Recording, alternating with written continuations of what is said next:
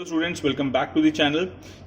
इस लेक्चर में हम पढ़ेंगे कि जो पीजेंट्स हैं वो किस तरीके से नाराज थे स्टालिन की कलेक्टिवाइजेशन प्रोग्राम में। बट उससे पहले मैं आपको याद दिला देता हूं कि अभी अभी हमने ये पढ़ा था कि पीजेंट्स जो हैं वो अब लैंड में एज अ एम्प्लॉय काम कर रहे हैं एंड कोलखोज के जो प्रॉफिट्स हैं उनके साथ शेयर भी किए जाते हैं। लेकिन ये सफिशिएंट नहीं था। क्यों? Enraged peasants resisted the authorities and destroyed their livestock. Livestock होता है जो उनके पालतू जानवर होते हैं जो कि फार्मिंग में हेल्प करते हैं।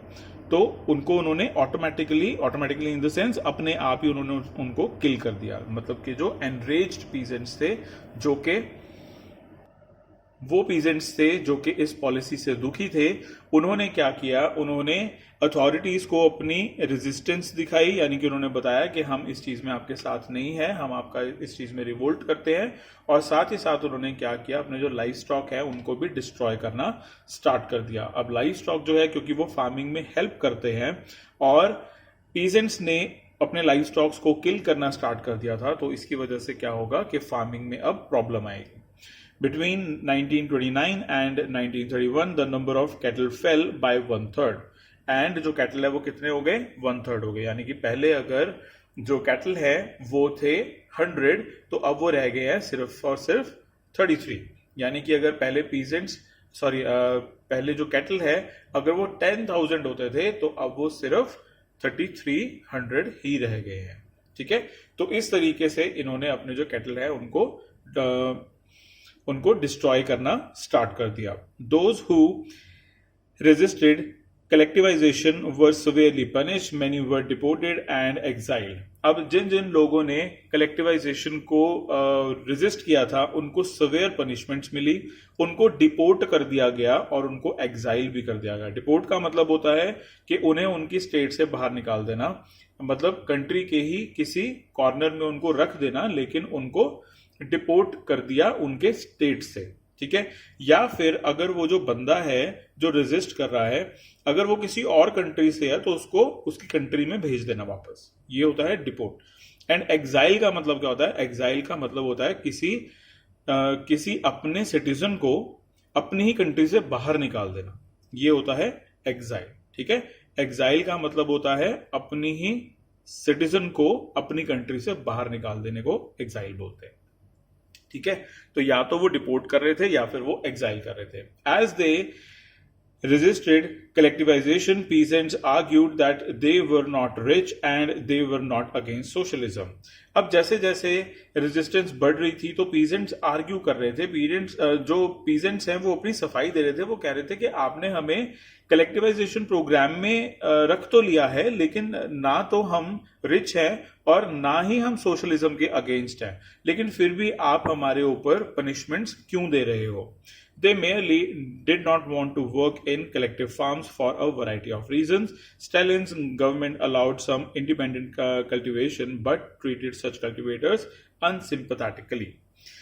सो जब ऐसे जो आर्ग्यूमेंट्स हैं वो मिलने लगे स्टालिन को, तो स्टालिन ने क्या किया? स्टालिन ने उनको अलाउ कर दिया कि आप अपनी इंडिपेंडेंट कल्टीवेशन कर सकते हो, लेकिन ऐसे कल्टीवेटर्स को अनसिंपैथेटिकली देखा जाता था, यानी कि इनकी तरफ कोई सिंपैथी नहीं होती थी। यानी कि अगर कोई भी नेचुरल क्लाइमेटी आएगी तो इनको प्रेफरेंस नहीं दी जाएगी, जो ये इंडिपेंडेंट कल्टीवेटर्स हैं। In spite of collectivization, production did not increase immediately. In fact, the bad harvest of 1930 to 1933 led to one of the most devastating famine in Soviet history, when over 4 million died. अब जो ये programme है ये ज्यादा successful programme नहीं था, क्योंकि 1930 से लेके 1933 तक का जो टाइम था उसमें रशिया का अभी तक का बैडेस्ट हार्वेस्ट हुआ था, और इस हार्वेस्ट में तकरीबन 4 मिलियन पीपल डाइड हो गए थे। यानी कि जो भी हार्वेस्ट हुआ वो इतना सफिशिएंट नहीं था कि वो 4 मिलियन पीपल को फेड कर पाता, और इसकी वजह से जो 4 मिलियन पीपल है वो सोवियत यूनियन की जो पॉपुलेशन है उससे एलिमिनेट हो गए। Many within the party criticized the confusion in industrial production under the planned economy and the consequences of the collectivization. Stalin and his sympathizers charged these critics with conspiracy against socialism. Accusations were made throughout the country, and by 1939, over 2 million were in prison or labor camps. अब हुआ क्या कि बहुत सारे लोग ऐसे थे जो पार्टी के अंदर से ही थे और वो पार्टी को क्रिटिसाइज कर रहे थे, बोल्शेविक पार्टी को क्रिटिसाइज कर रहे थे। उनको कह रहे थे कि आपने कंफ्यूजन की स्टेट लाके रख दी है, हमें समझ में नहीं आ रहा है कि जो प्लान्ड इकोनॉमी थी उसमें इंडस्ट्रियल प्रोडक्शन क्या काम कर रही है, क्या इसके असर हैं, कुछ भी पता नहीं चल रहे हैं, कोई भी कॉन्सिक्वेंसेस जो हैं वो पता नहीं चल पा रहे हैं। अब स्टालिन और जो उसके सिंपैथाइजर्स थे उनको लगा कि ये लोग जो हैं ये इन्हें बुरे तरीके से क्रिटिक कर रहे हैं, इनको क्रिटिक नहीं करना चाहिए। तो इस वजह से स्टालिन ने क्या किया, स्टालिन और उसके जो सिंपैथाइजर्स हैं उन्होंने इन लोगों के खिलाफ सोशलिज्म के लिए कॉन्स्पिरेसी का चार्ज जो है वो लगा दिया, यानी कि इनके खिलाफ सोशलिज्म के अगेंस्ट बोलने की जो कॉन्स्पिरेसी का रूल है, का जो लॉ है वो लगा दिया गया।